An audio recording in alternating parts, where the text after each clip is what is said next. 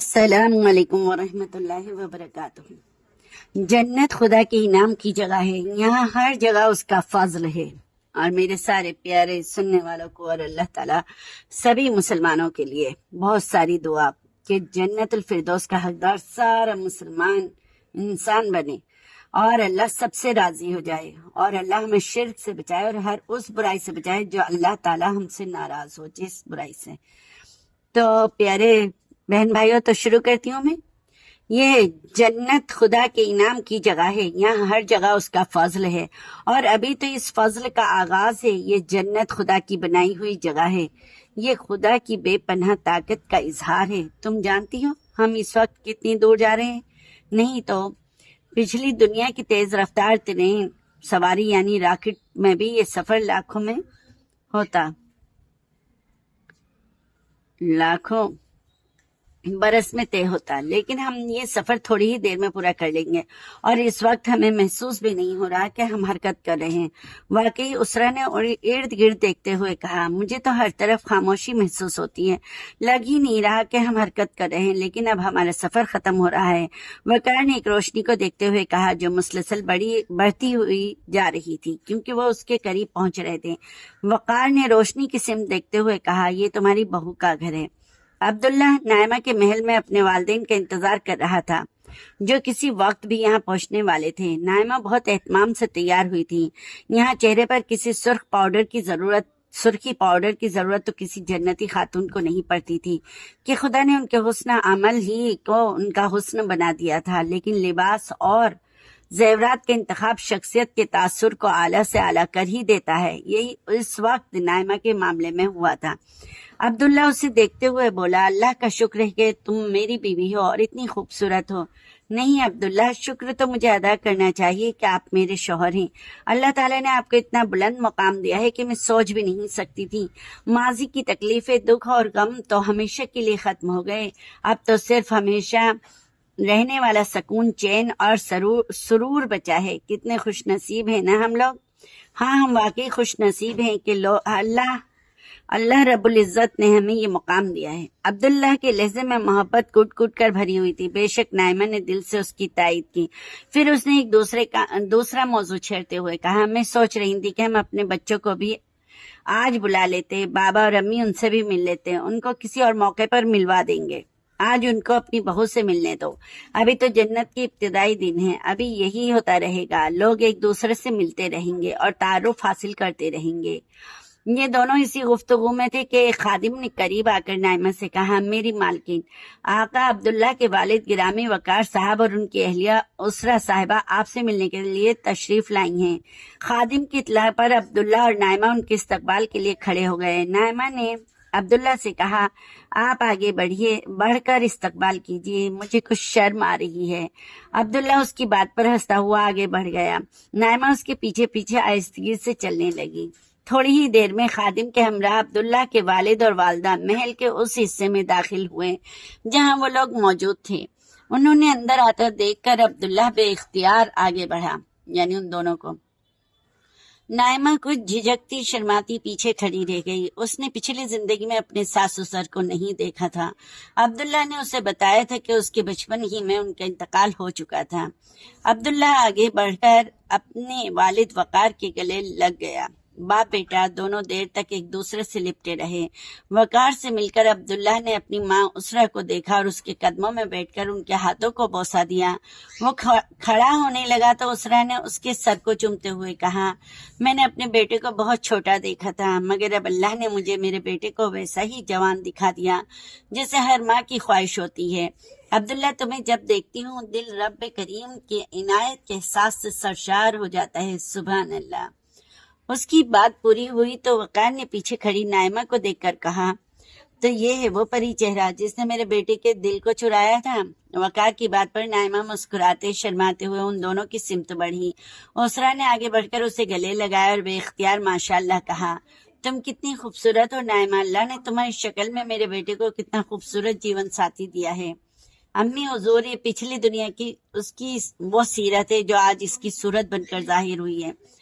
اس نے میری خاطر بڑی قربانیاں دی تھی، بڑی محبت اور وفا سے میرا ساتھ دیا تھا۔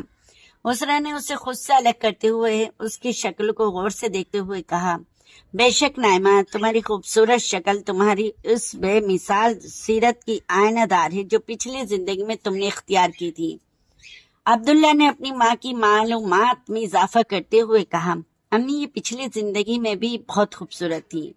اس کی بات پر وقار نے گفتگو میں مداخلت کرتے ہوئے کہا، عبداللہ بیٹا، لوگوں کی بری بھلی شکل جیسی بھی تھی پچھلی دنیا میں رہ گئی، اب تو ہر انسان کا وہی صورت ہے جو پچھلی دنیا میں سیرت تھی، مگر میں اپنے رب کا شکر گزار ہوں کہ اس پہلو سے میری بہو، بیوی اور بیٹا سب بہت حسین ہیں، لیکن میرے بیٹے عبداللہ جیسا کوئی نہیں ہے۔ مطلب پھر بھی باپ کا شفقت بھرا لہجہ ہے اپنے بیٹے کے لیے۔ ایسا ہی ہوگا جیسے اب ہماری سیرت ہے نا دنیا میں، اگر ہم اپنا اس لیے کہتے ہیں دل صاف رکھو، بغض نہ کرو، اللہ تعالیٰ کے یہاں ہمارا عمل ہی ہماری صورت بنے گا۔ یہ کہہ کر وقار نے دوبارہ عبداللہ کو اپنی گلے لگا لیا، پھر اسے پرے ہٹاتے ہوئے کہا، ارے مجھے اپنی بیٹی سے تو ملنے دو بابا، میں تو خود آپ سے ملنے کی بہت خواہش مند تھی۔ عبداللہ نے آپ کی اتنی تعریف کی ہے کہ آپ سے ملنے کا بہت اشتیاق تھا۔ یہ کہتے ہوئے نائمہ وقار کے سامنے جا کھڑی ہوئی اور اپنا سر جھکا دیا۔ وقار نے اس کے سر پر ہاتھ رکھ کر اسے دعا دی، میری بیٹی، اللہ تم پر اپنی رحمت اور برکتیں نازل کرے۔ شکریہ بابا، آپ تشریف لائے، ہم آپ دونوں سے ڈھیر ساری باتیں کرنا چاہتے ہیں۔ یہ کہتے ہوئے نائمہ نے محل کے اندرونی حصے کی طرف اشارہ کیا اور وہ سب آگے بڑھنے لگے۔ یہ سب لوگ محل کے مختلف حصوں سے گزرتے ہوئے آگے بڑھ رہے تھے۔ محل کی شان و شوکت دیکھ کر اسرا اور وقار بہت خوش ہو رہے تھے۔ انہیں دلی خواہش تھی کہ ان کی بہو بھی بڑی شان والی تھی۔ آخرکار ایک کھلی جگہ پہنچ کر عبداللہ رک گیا اور شاہانہ انداز کی نشستوں پر بیٹھنے کی دعوت دی۔ اسرا نے اپنی نشست پر بیٹھتے ہی کہا، یعنی جیسے یہاں پر دنیا میں کرسیاں لگی رہتی ہیں نا گارڈنوں میں، اسے نشست کہا جا رہا ہے، بیٹھنے کی جگہ کو۔ نائمہ بیٹا، تمہارے گھر آ کر میں تو خوش ہو گئی، تم تو میری توقع سے بڑھ کر اللہ کے انعام کو پانے والی ہو، سبحان اللہ۔ امی میں کس قابل ہوں، اصل مقام و مرتبہ تو اللہ تعالیٰ نے عبداللہ کو دیا ہے۔ نائمہ نے پرستائش انداز میں عبداللہ کو دیکھتے ہوئے کہا، ہاں بھائی، میرے بیٹے کی کیا بات ہے۔ وقار نے تحسین آمیز انداز میں عبداللہ کو دیکھتے ہوئے کہا۔ اسرا نے بھی اپنے شوہر کی تائید کرتے ہوئے عبداللہ سے کہا، عبداللہ، تم پیدا ہوئے تھے تو میں نے اور تمہارے بابا نے عزم کیا تھا کہ ہم تمہیں اپنے رب کے کاموں کے لیے وقف کر دیں گے، مگر زندگی نے ہمیں مہلت نہ دی، مگر ہمارے رب نے ہماری لاج رکھ لی۔ میں کس منہ سے اس کا شکریہ ادا کروں؟ اسرا نے آسمان کی طرف نظر اٹھا کر کہا، ایسے ہی ہر ماں باپ کو اپنے بچوں کو سوچنا چاہیے، تو انشاءاللہ اللہ تعالیٰ مدد فرما دیتا ہے۔ اپنے بچوں کو دین کے راستے کے لیے ہی وقف کرو، اور ہماری جان دی ہوئی اسی کی ہے، حق تو یہ ہے کہ حق ادا نہ ہوا۔ امی، میں آج جو کچھ بھی ہوں وہ آپ ہی لوگوں کی وجہ سے ہوں۔ مجھے آج خدمت اقدس میں حاضری کے لیے بلایا گیا تھا۔ وہاں اللہ تعالیٰ نے مجھے خود بتایا کہ مجھے زندگی میں جو موقع ملے اور جو رہنمائی کی گئی، اس کی ایک بڑی وجہ آپ لوگ تھے۔ خاص طور پر انہوں نے بابا جان کا نام لیا تھا۔ عبداللہ کی بات پر وقار نے اپنا سر جھکا دیا۔ وہ کچھ دیر اسی طرح رہا اور پھر سر اٹھا کر عبداللہ سے بولا، بیٹا، میں تو جہنم کی راہ کا مسافر تھا، یہ میرے رب کا مجھ پر خصوصی احسان ہے کہ اس نے مجھے راستہ دکھایا، پھر مجھے زندگی ہی میں اسرا جیسی غیر معمولی بیوی دی، اور پھر تمہارے جیسی اولاد دی۔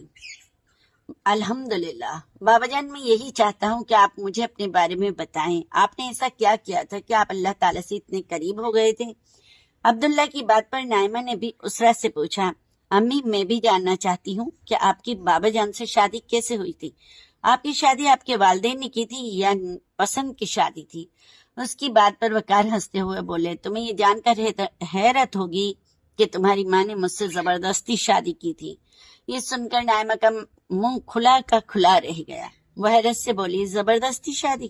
مگر یہ کیسے ہوا؟ اس کی بات پر اسرا بھی ہنسنے لگی۔ ہاں، میں نے ان سے زبردستی شادی کی تھی، یہ تو نہیں کرنا چاہتی تھی۔ ارے واہ، یہ تو بڑی دلچسپ بات ہے۔ ابھی بابا جان سے میرا سوال باقی تھا کہ یہ زیادہ دلچسپ بات سامنے آ گئی۔ اب سمجھ میں نہیں آتا کہ پہلے کیا پوچھیں۔ میں بتاتا ہوں۔ ان دونوں سوالوں کا جواب آپس میں جڑا ہوا ہے۔ میں خدا سے کیسے قریب ہوا، میری زندگی کیسے بدلی، اور تمہاری امی نے زبردستی مجھ سے کیسے شادی کی، میں سب کچھ بتاتا ہوں۔ لیکن بابا شروع یہاں سے کیجیے گا کہ آپ کی امی سے پہلی ملاقات کہاں اور کب ہوئی؟ نائمہ نے اپنی دلچسپی کا سوال سامنے رکھتے ہوئے کہا۔ چلو ٹھیک ہے، میں اپنی داستان اپنی اور اسرا کی پہلی ملاقات سے کرتا ہوں، گرچہ یہ ایک برائے نام ملاقات تھی۔ وقار نے کچھ سوچتے ہوئے کہا، پھر اس نے اپنی داستان سنانا شروع کی۔ ہماری کہانی کا آغاز اس وقت سے ہوتا ہے جب وقار نے بولنا شروع کیا۔ اس کی زبان سے نکلے ہوئے الفاظ فضا سے گزر کر ان کی سماعت سے ٹکرانے لگے، مگر معمول کے برعکس وقار کے الفاظ جیسے ہی ان کی سماعتوں سے ٹکرائے، ان کے ذہن کے پردے پر ایک فلم کی شکل میں واقعات کی صورت گری کرنے لگے، جس کے نتیجے میں گویا ذہنی طور پر وہ سب ایک حقیقی جیتی جاگتی فلم دیکھنے لگے۔ یہ بات بڑی عجیب تھی کہ وہ بظاہر سن رہے تھے مگر دراصل دیکھ رہے تھے، مگر اس سے انہیں کوئی حیرت نہیں ہوئی۔ یہ جنت تھی جہاں ہر وقت ایسی ہی عجیب و غریب چیزیں ان کے سامنے آتی رہتی تھیں۔ وقار کی زندگی کی کہانی بھی ایک حیرت انگیز شکل میں ان کے سامنے آ رہی تھی۔ بارش ہو رہی ہے۔ اس لڑکی کی قابلیت تو زبردست ہے، اس کا تو حق بنتا ہے کہ اس کی مدد کی جائے۔ دیکھو اس نے تو ہر سبجیکٹ میں 90% سے زیادہ نمبر لے رکھے ہیں۔ وقار نے مارک شیٹ کو سونیا کی طرف بڑھاتے ہوئے کہا۔ سونیا نے اس کے ہاتھ سے مارک شیٹ لی اور قدرے بے پرواہی سے اس پر سرسری نگاہ ڈالی، مگر کوئی تبصرہ نہ کیا۔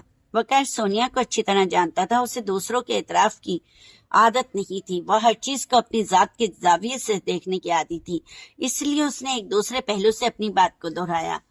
اس نے تو تمہاری اسٹوڈنٹ لائف کی یاد تازہ کر دی۔ وقار کی اس بات سے سونیا کے چہرے پر ایک مسکراہٹ آ گئی۔ اس نے سر ہلاتے ہوئے وقار سے کہا، بظاہر تو ذہین لگتی ہے، چلو اسے بلاؤ، دیکھتے ہیں کہ واقعی کچھ آتا بھی ہے یا صرف رٹا لگا کر یہ نمبر لے لیے ہیں۔ آج کل تو ایسے ہی نمبر آتے ہیں۔ سونیا ابھی بھی پوری طرح اس کے اعتراف کے لیے تیار نہیں تھی۔ اس کی بات پر وقار نے فون اٹھایا اور اپنے مینیجر کو ملایا۔ عظمت صاحب، اگلی کینڈیڈیٹ اسرا احمد کو اندر لے کر آئیں۔ وقار نے فون رکھا تو سونیا نے اپنی ریوالونگ کرسی وقار کی سمت گھما لی اور شکایتی انداز میں اسے دیکھنے لگی۔ کیا دیکھ رہی ہو؟ جسے عام بیویوں کا انداز ہوتا ہے۔ سوچ رہی ہوں کہ تم سے شادی نہ ہوتی تو میں اپنی تعلیم کا سلسلہ جاری رکھتی، مزید تعلیم کے لیے ملک سے باہر چلی جاتی۔ ممی پاپا بھی یہی چاہتے تھے، میں بچپن ہی سے بہت ذہین تھی، موقع بھی تھے، ذہانت بھی تھی، بس تم بیچ میں آ گئے۔ کاش تم میرے کلاس فیلو نہ ہوتے۔ اس کی بات پر وقار ہنسنے لگا، ہنسی تھمی تو اس کی آواز ابھری۔ بھائی MBA کرنے کے بعد اور کتنا پڑھتی، اور پڑھنے کے بعد تم نے کون سا پروفیسر بن جانا تھا؟ تم نے بزنس وومین ہی بننا تھا، یہی تمہاری خواہش تھی۔ میں نے اس میں تو کوئی رکاوٹ نہیں ڈالی، اور یہاں بھی تم زبردست ثابت ہو رہی ہو۔ سچی بات یہ ہے کہ تنہا میں یہ سارا کاروبار نہیں سنبھال سکتا تھا۔ ابو کے بعد یہ ذمہ داری اچانک مجھ پر آن پڑی، وہ تو تم نے مجھے جوائن کر لیا تو میرے لیے آسانی ہو گئی۔ سچی بات یہ ہے کہ یہ تمہارا ساتھ ہے کہ صرف 10 برسوں میں ہم نے بزنس کہاں سے کہاں پہنچا دیا۔ الحمدللہ۔ وقار نے ایک دوسرے پہلو سے اس کی تحسین کی، مگر انجانے میں اس نے سونیا کی ایک دکھتی رگ کو چھیڑ دیا تھا۔ ہماری شادی کو 10 برس ہو گئے، وقت کیسے گزرتا ہے پتہ ہی نہیں چلتا، اور میں ابھی تک۔ سونیا نے اپنا جملہ ادھورا چھوڑ دیا۔ اس کے چہرے پر ایک بے نام سی اداسی تھی۔ وقار نے یہ اداسی پڑھ لی۔ وہ اس کی وجہ بھی جانتا تھا۔ سونیا شادی کے 10 برس بعد بھی ماں نہیں بنی تھی، بلکہ کبھی بن بھی نہیں سکتی تھی۔ اس سے قبل کہ وقار اس کو تسلی دینے کے لیے کچھ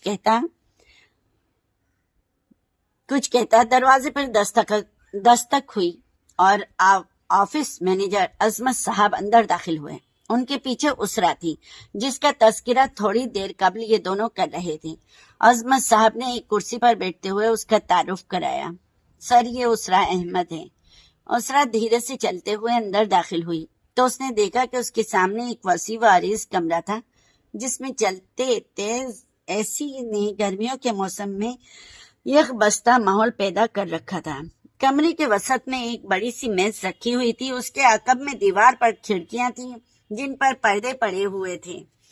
ایک دیوار کے ساتھ ایک خوبصورت صوفہ سیٹ رکھا ہوا تھا، جبکہ دوسری دیوار پر دفتر کی فائلیں رکھنے کے لیے الماریاں بنی ہوئی تھیں۔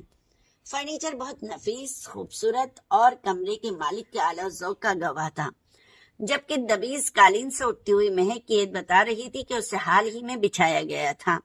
ہر چیز سے عمارت اور خوش ذوقی کا اظہار ہو رہا تھا۔ اسرا نے اندر آتے ہوئے ایک نظر میں یہ سب کچھ دیکھ لیا تھا، پھر اس کی نظر میز کے پیچھے بیٹھے ہوئے مرد اور عورت پر پڑی۔ یہ وقار اور سونیا تھے۔ وقار 30-35 برس کا ایک وجیح شخص تھا۔ وہ کلین شیو تھا اور ایک سیاہ رنگ کے 3 پیس سوٹ میں ملبوس تھا۔ اس کے ساتھ اس کی بیوی سونیا بیٹھی ہوئی تھی۔ سونیا وقار ہی کی ہم عمر تھی، مگر دیکھنے میں وہ اس سے کافی چھوٹی لگتی تھی۔ اس کا لباس مغربی طرز کا تھا، بال کٹے ہوئے تھے مگر ڈائی کے ذریعے سے ان کا رنگ سیاہ سے براؤن کرایا گیا تھا۔ وہ بہت جاذب نظر تھی اور اس کی شخصیت میں بلا کی کشش تھی۔ وہ جھجکتے ہوئے ان کی سمت بڑھی تو وقار نے خوش دلی سے کہا، بیٹھیے مس اسرا۔ شکریہ۔ اسرا کے منہ سے بامشکل آواز نکلی۔ اس نے مروب کن نظروں سے ایک نظر وقار اور سونیا پر ڈالی اور پھر اپنے سر کا دوپٹہ اور جسم پر موجود چادر سنبھالتے ہوئے ان دونوں کے سامنے کرسی پر بیٹھ گئی۔ سونیا نے غور سے اس کا جائزہ لیا۔ یہ ایک سیدھی سادی گھریلو لڑکی لگ رہی تھی، حلیے سے لوور مڈل کلاس سے تعلق لگتا تھا۔ نقش و نگار اچھے تھے مگر غربت کی گرد اور سادگی کی تہہ میں یہ نقوش کچھ دبے ہوئے تھے۔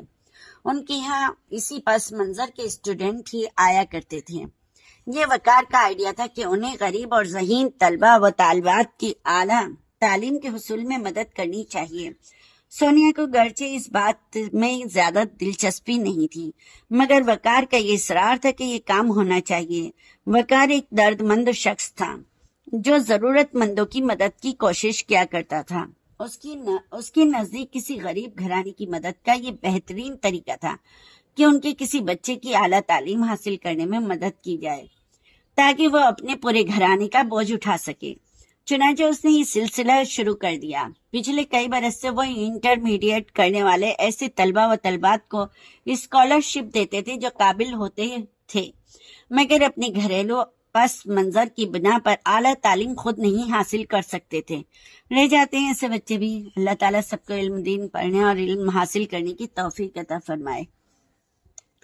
اس دفعہ جو لوگ ان کے پاس انٹرویو کے لیے آئے تھے ان میں یہ لڑکی اسرا سب سے زیادہ اچھے تعلیمی پس منظر کی تھی، مگر ان دونوں کے سامنے بیٹھے ہوئے وہ کچھ گھبرائی ہوئی تھی۔ اس نے زندگی میں پہلی دفعہ اتنا شاندار آفس دیکھا تھا۔ تیز ٹھنڈک کے باوجود اس کی پیشانی پر پسینے کے قطرے تھے اور ہاتھ دھیرے دھیرے لرز رہے تھے۔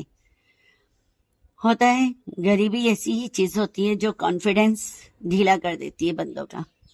وقار نے اس کی کیفیت کو بھانپ لیا تھا، چنانچہ قبل اس کے کہ سونیا اس سے کچھ پوچھتی اس نے اسرا کا حوصلہ بلند کرتے ہوئے کہا، مس اسرا آپ اطمینان سے تشریف رکھیے، آپ کا تعلیمی ریکارڈ تو بہت عمدہ ہے، میٹرک اور انٹرمیڈیٹ میں تو آپ نے کمال کر دیا۔ ہم چاہتے ہیں کہ آپ جیسے قابل طالب علم اپنی زندگی میں کچھ مقام حاصل کریں۔ آپ بتائیں گی کہ آپ آگے کیا پڑھنا چاہتی ہیں؟ وقار کی حوصلہ افزائی سے اسرا کا دل کچھ قابو میں آیا تھا، مگر اس سے قبل کہ وہ اس کے سوال کا کوئی جواب دیتی، سونیا نے اس سے انگریزی میں پوچھا، آپ نے اسکالرشپ کے لیے کیوں اپلائی کیا ہے؟ آپ کے والدین آپ کے اخراجات کیوں نہیں اٹھاتے؟ اسرا کو اس کی بات سمجھنے میں کوئی دقت پیش نہیں آئی، مگر روانی سے انگریزی میں جواب دینا اس کے لیے مشکل تھا کہ انگریزی اس کی روزمرہ کی زبان نہ تھی، اس لیے اس نے اٹک اٹک کر بولنا شروع کیا۔ دراصل میرے والد صاحب ایک پرائیویٹ جاب کرتے ہیں اور ان کی تنخواہ بہت کم ہے۔ اس کی مشکل کو محسوس کرتے ہوئے وقار نے اس کی بات کاٹ کر اردو میں کہا، آپ اردو میں جواب دے دیں۔ اسرا نے تشکر امیز انداز میں اسے دیکھتے ہوئے اپنی بات جاری رکھی، میں یہ عرض کر رہی تھی کہ میرے والد صاحب کی تنخواہ بہت کم ہے۔ والدہ گھر میں سلائی کر کے ہمارے اخراجات پورے کرنے میں اور ان کی مدد کرتی ہیں، میں ان کی مدد کرتی ہوں۔ ہم 3 بہنیں ہیں، بھائی کوئی نہیں ہے، میں سب سے بڑی ہوں، کچھ میں بھی ٹیوشن وغیرہ پڑھا لیتی ہوں۔ میں یہ چاہتی ہوں کہ MBA کر کے اپنے قدموں پر کھڑی ہو جاؤں اور اپنی چھوٹی بہنوں کی ذمہ داریاں پوری کروں۔ جیسے ایک लड़की के दिमाग में घूमता ही रहता है कि मैं अपने परिवार के लिए, वो चाहे माँ हो, औरत हो, बहन हो, बेटी हो, सब यही सोचती हैं कि हम भी सेल्फ डिपेंड बने, कुछ करें, अपने बच्चों के लिए करें। माँ तो ये सोचती है, बेटी सोचती है हम अपने भाई बहनों के लिए करें। अल्लाह सबको तरक्की दे, कामयाबी दे। मगर अब मेरे लिए मुमकिन नहीं कि मैं अपनी तालीम का सिलसिला जारी रख सकूं। ऐसे में अगर आप लोग मेरी मदद कर दें तो मैं यकीन दिलाती हूं कि मैं आपको मायूस नहीं करूंगी। आप MBA तक मेरी मदद कर दें, मैं सारी जिंदगी आपका एहसान नहीं भूलूंगी। देखिए, ये तो मुमकिन नहीं है कि हम आपके तमाम तालीमी अखराजात अदा करें, क्योंकि हमें दूसरे स्टूडेंट्स की भी मदद करना होती है। सोनिया ने उसके कागजात पर नजर डालते हुए सिलसिला कलाम जारी रखा। आपने मुल्क के सबसे बड़े इदारे में अप्लाई किया है और उनका एंट्री टेस्ट भी पास कर लिया है, लेकिन उनकी फीस बहुत ज्यादा है। बेहतर है कि आप किसी दूसरे इदारे में दाखिला ले लें, या फिर कुछ फीस हम अदा करेंगे और बाकी का इंतजाम आप कीजिए। हम हर साल आपकी परफॉर्मेंस देखकर अगले बरस की फीस का फैसला करेंगे। सोनिया ने दो टूक अंदाज में कहा तो उसरा के चेहरे पर मायूसी तारी हो गई। वो धीरे से बोली, मैम आप ठीक कह रही हैं, उसकी फीस बहुत ज्यादा है, मगर दूसरी जगहों से MBA करने की ज्यादा अहमियत नहीं है। तो फिर आप B.Com कर लें, हम किसी की मुकम्मल फीस दे देंगे, मतलब हम इसकी मुकम्मल फीस दे देंगे। इससे आपको अपनी वालदा की मदद करने का मौका भी मिल जाएगा। आप सिलाई करके उनकी मदद कर दिया करें, बाकी वक्त में बच्चों को ट्यूशन पढ़ा दिया करें। आपके घर के हालात भी इस तरह बेहतर हो जाएंगे। सोनिया ने तमाम हकाइक को मद्देनजर रखते हुए उसे ये मशवरा दिया। वो और वकार इसी तालीमी इदारे से पढ़े थे। वो जानती थी कि उसकी इस तालीमी इदारे का एंट्री टेस्ट पास करना बहुत मुश्किल है। उसरा ने ये कर लिया था, मगर उसकी फीस इतनी ज्यादा थी कि जो बजट उन्होंने तलबा की मदद के लिए रखा था उससे पूरी नहीं की जा सकती थी। ठीक है, मैं किसी और इदारे में MBA के लिए अप्लाई करती हूँ, उसरा ने सोनिया की बात पर जवाब दिया। उसका चेहरा बुझ चुका था, मगर वो समझ सकती थी कि सोनिया की बात गलत नहीं है। फिर वो तासुफ मेज लहजे में बोली, वैसे भी अजमत साहब ने मेरे डॉक्यूमेंट्स देखे तो बताने लगे कि मैम ने भी यहीं से MBA किया है। मैंने सोचा था कि शायद मैं भी मैम सोनिया जैसी बन सकूं। वहां पढ़ना मेरी जिंदगी का सबसे बड़ा ख्वाब था, मगर शायद ये मुमकिन नहीं है। नहीं, ये मुमकिन नहीं है। आप कहीं और अप्लाई करें और फिर अजमत साहब से राब्ता करें। हमने आपका केस तो इम्प्रूव कर दिया है, मगर इस स्कॉलरशिप कितनी होगी इसका फैसला बाद में होगा। आप जा सकती हैं, सोनिया ने दो टूक अंदाज में कहा तो उसरा अपनी नशस्त से खड़ी हो गई। मैनेजर अजमत साहब भी उसे बाहर ले जाने के लिए उठने लगे तो वकार, जो इस पूरी गुफ्तगू में खामोश रहा था, उनसे मुखातिब हुआ, अजमत साहब आप रुकिए। उसरा खामोशी से बाहर चली गई। उसकी जाने के बाद वकार ने अजमत साहब से कहा, इस लड़की को रोकें, हम इस लड़की का केस इसी इदारे के लिए मंजूर कर रहे हैं। वकार, तुम ये क्या कर रहे हो? सोनिया ने फौरन मदाखलत की, तुम जानते हो कि बजट इतना नहीं है। कोई बात नहीं, मैं अलग से अरेंज कर दूंगा। अजमत साहब आप जाइए। अजमत साहब बाहर चले गए, मगर सोनिया का मुंह बन चुका था। वकार को उसकी नाराजगी का अंदाजा हो गया। वो उसे मनाने के लिए मोहब्बत भरे लहजे में बोला, मेरी जान, मुझे इसमें तुम्हारा अक्स नजर आया था, इसलिए सोचा कि इसकी मदद कर देते हैं। तुम्हारी इस लड़की पर नीयत तो खराब नहीं हो गई है? तुम मर्दों का वैसे भी कोई भरोसा नहीं होता। अच्छी से अच्छी बीवी के होते हुए बाहर की खराब से खराब लड़की पर राल टपकने लगती है। ये कहते हुए सोनिया के लहजे में गुस्सा था। उसे वाकई उस लड़की की इस तरह मदद का फैसला पसंद नहीं आया था। अरे वो तो एक स्टूडेंट है जिससे आज के बाद मेरी कोई मुलाकात नहीं होगी। फिर ये तो देखो कि वो एक छोटी सी लड़की है और कहाँ मैं 33 बरस का आदमी। जवान लड़कियां जवान ही होती हैं, छोटी बड़ी नहीं होती हैं। सोनिया ने अपनी जेरे का सिलसिला जारी रखा। वो मां न बनने की वजह से एक नोयत के एहसास से कमतरी और अदम तहफ्फुज का भी शिकार थी। पागल हो गई हो तुम तो जानती हो कि तुम्हारे सिवा मैंने कभी किसी के मुतालिक सोचा भी नहीं। तुम ये भी जानती हो कि मैं तुमसे कितनी ज्यादा मोहब्बत करता हूँ। इसलिए प्लीज अब ये मौजू खत्म करो और चलो, जल्दी से मुस्कुरा दो। आज मैं तुम्हें बाहर डिनर पर ले जाऊंगा, फिर हम कोई मूवी भी देखने चलेंगे। वकार उसे मनाने के लिए सारे तरीके इख्तियार कर रहा था, وقار کی اس بات پر اس کا موڈ ٹھیک ہو ہی گیا. وہ مسکرا کر بولی, چلو ٹھیک ہے, آج آؤٹنگ پر چلتے ہیں. اور ہاں, اب میں انٹرویو میں اور نہیں بیٹھ رہی, باقی جو 1-2 لوگ ہیں ان کو تم ہی دیکھ لو. اوکے, میں دیکھ لوں گا. تم ایک مہربانی کر دو, اس لڑکی کو خود بتا دو کہ تم نے اس کی درخواست منظور کر لی ہے. ہو سکتا ہے اس لڑکی کی وجہ سے اللہ تعالیٰ مجھے باپ بنا دے. وقار نے سونیا کی دکھتی رگ پر ہاتھ رکھا تھا. ٹھیک ہے, میں اسے اپنے کمرے میں بلا کر بتاتی ہوں. ٹھیک ہے, تم جاؤ, باقی امیدوار میں خود دیکھ لوں گا. سونیا وقار کے کمرے سے باہر نکل کر اپنے کمرے کی طرف بڑھی, جو برابر ہی میں تھا. سامنے اسرا کرسی پر بیٹھی ہوئی اسے دیکھ رہی تھی. اس نے ہاتھ سے اسرا کو اپنے پیچھے آنے کا اشارہ کیا اور خود اندر داخل ہو گئی. اسرا اس کے پیچھے پیچھے کمرے میں چلی گئی. سونیا کا روم بھی اتنا ہی بڑا تھا جتنا وقار کا, لیکن اسرا کی ساری توجہ اس وقت سونیا کی طرف تھی. سونیا اطمینان کے ساتھ چلتی ہوئی اپنی آرام دہ نشست پر بیٹھی اور اسے بھی سامنے بیٹھنے کے لیے کہا. اسرا اس کے سامنے بیٹھ گئی. اسرا مسحور کن نظروں سے سونیا کو دیکھ رہی تھی. وہ اس سے انتہائی متاثر ہو چکی تھی. ایک تو وہ عورت ہونے کے باوجود اتنے بڑے آفس کی مالک تھی. دوسرے, ذاتی طور پر بہت خوش شکل اور پرکشش تھی. تیسرے, اس کی شخصیت میں بلک کا اعتماد تھا. پھر اس نے اپنی شخصیت اور لباس کو بالکل جدید مغربی انداز میں ڈھالا ہوا تھا, جو اسرا کی کلاس کے پس منظر میں ایک بالکل نئی سی چیز تھی. اسے سونیا کی ہر ادا بڑی متاثر کن لگ رہی تھی. اس کا لباس, اس کا چلنا, اس کا انداز نشست و برخاست, اس کا انداز گفتگو, اس کے بالوں کا کٹا ہوا ہونا, ان کا مختلف رنگ میں ڈائی ہوا ہونا, وہ ہر چیز سے متاثر تھی, حتیٰ کہ اس کی سخت غیر رویے سے بھی. سونیا ہر اعتبار سے ایک باز تھی. یہ مقام حاصل کرنا اس کی زندگی کا سب سے بڑا خواب تھا اور سونیا اس خواب کی زندہ شکل تھی. اس نے سوچا زندگی میں ایسی ہی بنے گی. سونیا تھوڑی دیر تک اسرا کو دیکھتی رہی, پھر ایک ادا سے سر کو جھٹک کر اپنے وہ بال ایک طرف کیے جو اس کے چہرے پر بکھر رہے تھے. کچھ دیر کی خاموشی کے بعد اس نے بولنا شروع کیا. دیکھو اسرا, میں تمہیں بتا چکی ہوں کہ تمہارا کیس منظور نہیں ہو سکتا. ہم اتنے زیادہ پیسے ایک کینڈیڈیٹ کو نہیں دے سکتے, مگر تم ذہین اور قابل لڑکی ہو. مجھے امید ہے کہ زندگی میں ایک روز تم کچھ نہ کچھ ضرور بنو گی, اس لیے میں تمہارا کیس ایکسپٹ کر رہی ہوں, مگر ایک شرط اور ایک مشورے کے ساتھ. خوشی سے اسرا کے منہ کھلا رہ گیا. اسے توقع نہیں تھی کہ سونیا نے اسے بتانے کے لیے اندر بلایا تھا. میم, بہت شکریہ, آپ جو کہیں گی میں آپ کی بات مانوں گی, آپ میری آئیڈیل ہیں. اس کی بات پر سونیا کے چہرے پر ہلکی سی مسکراہٹ آ گئی. دیکھو, شرط یہ ہے کہ تمہاری پرفارمنس خراب نہیں ہونی چاہیے. خراب ہوئی تو اسکالرشپ خطرے میں پڑ جائے گی. مجھے منظور ہے, میں آپ کو مایوس نہیں کروں گی, اسرا نے تیزی سے کہا.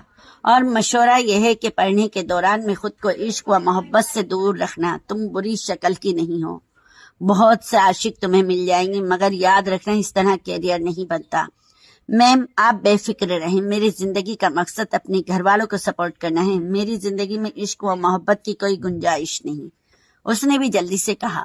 بس ٹھیک ہے, اب تمہیں یہاں آنے کی کوئی ضرورت نہیں. تمہارا رابطہ اب عظمت صاحب سے رہے گا, وہی تمہارا سارا معاملہ دیکھیں گے. تم جا سکتی ہو. اسرا اس کا شکریہ ادا کر کے اٹھ گئی. آج کے لیے بس اتنا سبق کافی ہے. یہ ان کی دنیاوی کہانی شروع ہوئی ہے جو وقار صاحب اپنے بچوں کو بتا رہے ہیں. تو پلیز کیسی لگی یہ کہانی, اور مطلب کہ ایسا ہوگا حقیقت میں, اور اس میں کی خاص بات مجھے ضرور کمنٹس میں بتانا. پھر ملتے ہیں اگلے نیکسٹ ویڈیو میں اسی سبق کو آگے بڑھانے کے لیے. تو جڑے رہیے گا ذکرا اینڈ زویا کے چینل پر. سبسکرائب بھی کر لیجئے گا, لائک بھی کر دیجئے گا, اور شیئر بھی کر دیجئے گا. جب ہم حدیثوں کی باتیں اور ایک دوسرے کو پہنچاتے ہیں نا, تو ایصال ثواب میں آپ بھی شامل ہو جاتے ہیں. تو پھر ملتے ہیں انشاءاللہ. تو جب تک کے لیے اجازت دیجیے. اللہ حافظ.